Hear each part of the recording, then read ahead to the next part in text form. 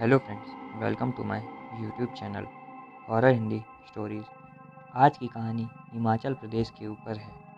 हिमाचल प्रदेश एक पहाड़ी इलाका है जहाँ की आबादी 7 मिलियन है और अगर उसकी तुलना मुंबई से की जाए तो मुंबई की आबादी 13 मिलियन के आसपास है। तो गाइस, चलिए वीडियो की शुरुआत करते हैं। ये कहानी मुंबई जैसी भीड़ भाड़ वाली जगह से 3 दोस्त हिमाचल गए थे उनके ऊपर है। वहाँ हिमांशु, प्रतीक और यश, ये तीनों में अलग ही अलग खासियत थी। जैसे हिमांशु बहुत गुस्से वाला था, प्रतीक मजाकिया था और इसी वजह से हिमांशु और प्रतीक का बहुत झगड़ा होता था और इनके झगड़े को फिर दोस्ती में बदलने का काम यश का था। बहरहाल ये तीनों हिमाचल पहुँच गए। आज इन तीनों का हिमाचल में पहला दिन था। सर्दी की वजह से हिमाचल में 11 बजे तक सब कुछ बंद हो जाता है और ये तीनों ठहरे मुंबई के नवाब, जिनको रात में देर तक घूमना पसंद था। ये तीनों रात में तफरी करने के लिए उतरे। ठंड अब दिन के मुकाबले दोगुनी हो चुकी थी। ठंड अब इतनी थी कि अब कुछ ढंग से दिखाई भी नहीं दे रहा था। ठंड तो ठंड, ऊपर से ठंडी ठंडी हवाएं चलने लगी थी। हवाओं की वजह से तो मानो मंजर और भी डरावना हो चुका था। यश हालांकि मना भी कर रहा था कि कल घूमते हैं, लेकिन बाकी दोनों की जिद के आगे मजबूर यश भी इनके साथ हो लिया। रास्ते में इन्हें एक सवारी मिल गई। वो सवारी से ये लोग पेलय के लिए बढ़े। पेलय इनके होटल से 25 किलोमीटर की दूरी पे था। सवारी में बैठने के बाद उस आदमी ने कहा कि भाई, ये मुंबई नहीं जो आप लोग इतनी रात में घूमने निकले हैं। यहाँ रात में चोरों का भी डर होता है। तब यश ने कहा, चोरों का भी मतलब? यानी यहाँ किसी और भी चीज़ से भी डरना पड़ता है? तो उस आदमी ने कहा, हाँ साहब, यहाँ भूतों का भी खतरा है। यहाँ रात के समय अजीबोगरीब शक्तियों को भी महसूस किया गया है और यहाँ काफ़ी लोग तो मारे भी गए हैं। यश थोड़ा घबरा सा गया था उसकी ये बात सुनकर, लेकिन हिमांशु और प्रतीक ने उसकी बातों का मजाक उड़ा दिया। पेले पहुंचने के बाद ये तीनों उस सवारी से नीचे उतरे और आसपास देखा तो सब कुछ बंद हो चुका था। तभी यश बोला कि यहाँ कोई नहीं दिख रहा, चलो इसी सवारी से वापस होटल चलते हैं। लेकिन हिमांशु और प्रतीक ने, जो कि जिद के बहुत पक्के थे, उन्होंने बोला कि अब आए हैं तो रुकेंगे। उस सवारी वाले आदमी ने कहा, साहब, आपको कोई सवारी नहीं मिलेगी अपने होटल में वापस जाने के लिए। अगर आप कहो तो मैं रुक सकता हूँ। उसकी बात को सुनकर हिमांशु ने उस सवारी वाले से कहा कि क्यों हमारी मीटर बढ़ाना चाह रहा है? शहर में नए आए हैं इसीलिए हमें लूटना चाहता है क्या? हमें किसी की ज़रूरत नहीं। तभी प्रतीक ने हिमांशु को बोला कि देख, वहाँ एक होटल खुला है, चलो चल के कुछ खाना खा लेते हैं। ये तीनों उसी होटल में गए और इन तीनों देखा कि उस होटल में एक वेटर के अलावा और कोई नहीं था। होटल भी बंद ही होने वाला था। इन तीनों की रिक्वेस्ट पे उस वेटर ने इन्हें होटल के अंदर बिठा लिया। खाना वाना खाने तक 1 बज चुके थे। प्रतीक ने उस वेटर से कहा कि यहाँ कोई अच्छी जगह है तो बता, जहाँ शराब भी हो और शबाब भी हो। तो उस वेटर ने कहा कि साहब, ये आपके मुंबई की तरह नहीं, यहाँ 11 बजे तक सब बंद हो जाता है। शुक्र करो कि आपको हमारा होटल खुला मिला। वैसे आप लोग कहाँ रुके हो? तो यश ने कहा कि हम यहाँ होटल टाइटन में रुके हैं और वो यहाँ से 25 किलोमीटर दूर है। फिर वो वेटर ने कहा कि आप लोग यहाँ से कैसे जाओगे? आपको कोई सवारी भी नहीं मिलेगी। प्रतीक ने कहा, हमने सुना है कि यहाँ रात में बहुत मज़ा आता है, इसलिए हम भी थोड़ा मज़ा करने के लिए आए हैं। ये बोलकर प्रतीक ने वेटर के हाथ में 100 का एक नोट पकड़ाया और बोला कि बस हमें पता बता दे यार। तब उस वेटर ने कहा कि थोड़ा रुक जाएं, मैं कपड़े बदल कर आता हूँ और आप लोग बाहर वेट कीजिए। ये तीनों आधा घंटे तक उस वेटर का इंतज़ार करते रहे, लेकिन वो वेटर आया ही नहीं और इतना इंतज़ार करके हिमांशु का गुस्सा अब बढ़ चुका था। वो गुस्से में होटल के अंदर घुसा और उसने घबराते हुए आवाज़ लगाई, प्रतीक, यश, जल्दी अंदर आओ।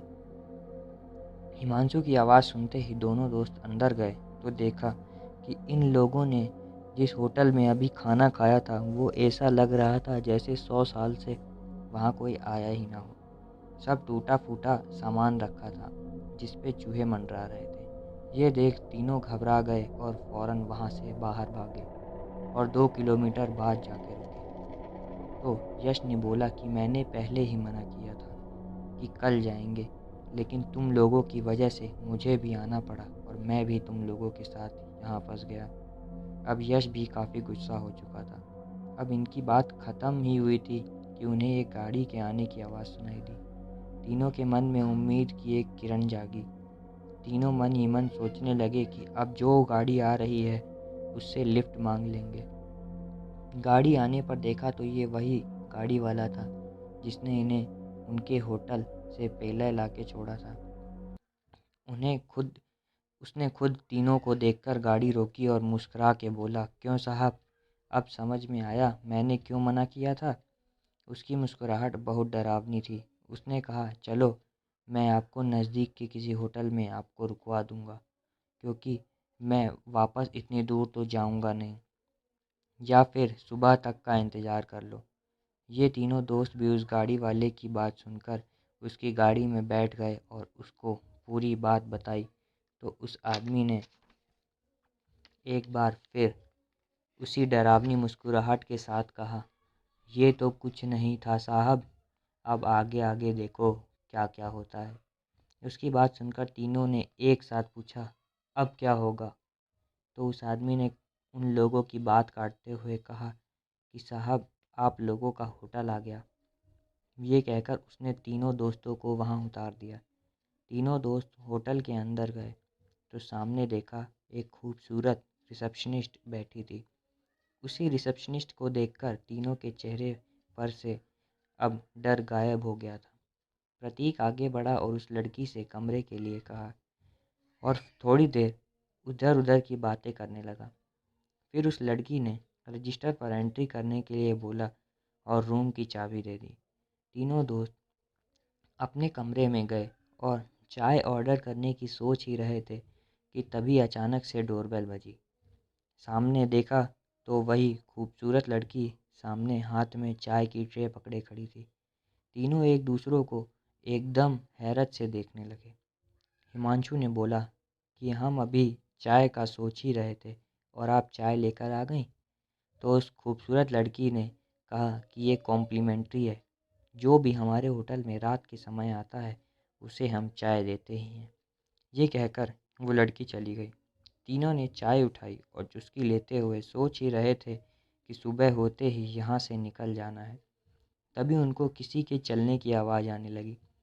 तीनों घबरा के धीरे धीरे दरवाजे के पास गए और दरवाज़ा खोला तो सिर्फ किसी की परछाई दीवार पे थी, लेकिन कोई भी वहाँ नहीं था। और वो परछाई इन लोगों के रूम के अंदर आ गई। रूम के अंदर आने के बाद परछाई अचानक से गायब हो गई। अब बस ये तीनों परेशान थे इसी बात को लेके कि फिर अचानक से डोरबेल बजी। प्रतीक ने जाकर दरवाज़ा खोला तो देखा कि सामने हिमांशु खड़ा था। हिमांशु को देखकर तो हमारे जिस्म का खून जम सा गया था। प्रतीक ने जब तुरंत घूमकर पीछे देखा तो हिमांशु वहाँ नहीं था। रूम में बस प्रतीक और यश ही थे। हिमांशु रूम में घुसा और चिल्लाया, कमीनों, तुम मुझे छोड़कर भाग गए थे।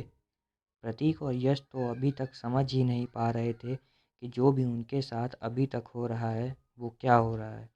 हिमांशु ने बताया कि तुम दोनों के भाग जाने के बाद मैं वहाँ से बाहर निकला तो मुझे वही गाड़ी वाला मिला जिसने हमें होटल से यहाँ लाया था। उसने मुझे देखकर गाड़ी रोकी और मुझे यहाँ लाके छोड़ा।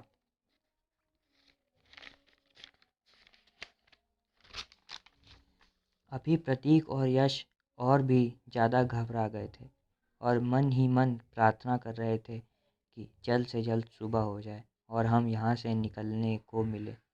तभी अचानक से लाइट चली गई तो हिमांशु ने बोला कि मैं रिसेप्शन से जाके टॉर्च या कैंडल लाता हूँ। हम दोनों हिमांशु के जाने के बाद यही सोच रहे थे कि ये सब क्या हो रहा है। हमने हिमांशु का काफ़ी देर तक इंतज़ार किया लेकिन वह नहीं आया। तब प्रतीक ने बोला कि मैं जाके देख के आता हूँ। तो यश भी जिद किया कि मैं भी तेरे साथ चलता हूँ, लेकिन प्रतीक ने उसे बोला कि तू कमरे में रहकर सामान का ध्यान रख। और प्रतीक अकेला ही नीचे टॉर्च लाने के लिए चला गया।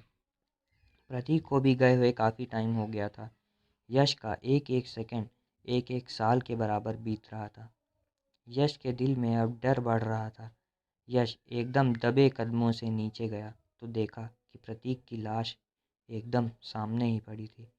यह देखकर यश अपनी पूरी ताकत के साथ, उस वक्त उसमें जितनी ताकत थी वो पूरी ताकत के साथ वो उस होटल से भागा। जब उस होटल से बाहर निकला तो देखा कि वही सवारी वाला उसे वहाँ पे खड़ा मिला और एक भयानक आवाज़ में बोला, साहब, मैंने तो पहले ही मना किया था यहाँ मत आओ, लेकिन आप ही लोग नहीं माने। ये सुनकर अब यश के दिल में डर और भी बढ़ गया था। यश सोच रहा था कि करूँ तो करूँ क्या, लेकिन फिर भी डरते डरते उसने उस सवारी वाले से बोला कि मुझे बस यहाँ से जल्द बाहर निकालो। ये बोलकर वो उसकी गाड़ी में बैठ गया। अगले दिन पुलिस को वही गाड़ी एक खाई में गिरी हुई मिली, जिसमें से यश की डेड बॉडी निकली। इनका दूसरा दोस्त हिमांशु अब भी उसी होटल में था जहां इन लोगों ने खाना खाया था। हिमांशु की लाश पुलिस को उसी होटल में मिली और प्रतीक की लाश पुलिस को वहीं होटल में मिली जहां ये लोग रुकने गए थे। पुलिस आज तक यह सोच रही है कि जो होटल में इन लोगों ने खाना खाया, जिस होटल में ये लोग रुके और जिस गाड़ी में यश की डेड बॉडी मिली, ये तीनों ही चीज़ जैसे वो दोनों होटल लगभग 25 साल से बंद थे, इनमें कोई नहीं आया था। पुलिस आज भी ये सोच रही है कि क्या वजह रही होगी जो ये लोग उस होटल में गए होंगे। और जिस गाड़ी में यश की लाश मिली, वो गाड़ी 10 साल से टूटी फूटी जंकयार्ड में पड़ी थी। ये गाड़ी वापस खाई में आई तो आई कैसे, और उसमें एक डेड बॉडी कैसे मिली, लेकिन इसका कोई भी सॉल्यूशन नहीं मिला। तो दोस्तों, आज की वीडियो यहीं ख़त्म होती है। अगर आपको वीडियो अच्छी लगी हो तो लाइक, शेयर और सब्सक्राइब ज़रूर करें और चैनल को सब्सक्राइब करना ना भूलें।